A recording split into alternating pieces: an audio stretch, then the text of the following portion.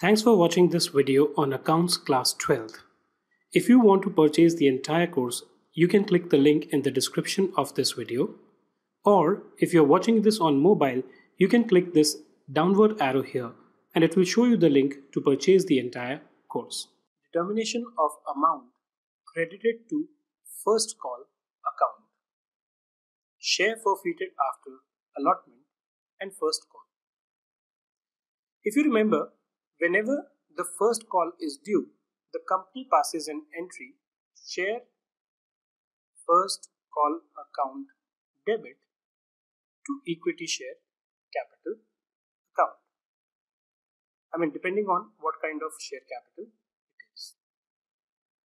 And here what is done is, you debit the total number of shares into the amount called up in respect of first call. But suppose there is some shareholder who does not pay. In that case, this entry needs to be reversed to the extent it belongs to the shareholder who hasn't paid. So if suppose there is a shareholder who was owning 300 shares, rupees 5 was called on first call, which means when this entry was passed, 1500 rupees would have been debited to equity share first call account on account of this particular shareholder. If he does not pay and his shares are forfeited, this amount needs to be reversed. What will be the journal entry for that is what we are going to look at in this video. Best Limited issued 70,000 shares of rupees 10 each at par. Amount payable on application was 6 per share, on allotment 2 per share, on first call 1 per share, and on second call 1 per share. H was allotted 3,500 shares.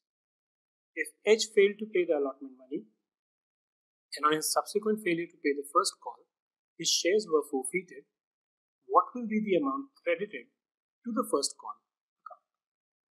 So like I said, how much money was due from this particular shareholder? On account of first call. Why? We need to find out the credit for first call. So the number of shares he had was 3,500 and the amount that was called on first call was 1 per share, which means 3,500 rupees were due from him when first call was made.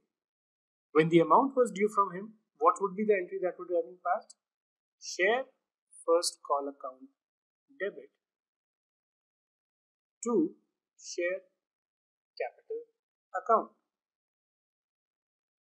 by 3,500.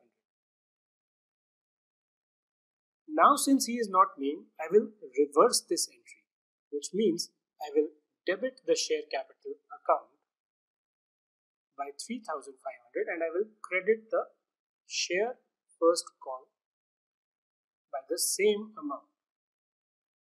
In other words, the amount to be credited to the first call account will be 3,500.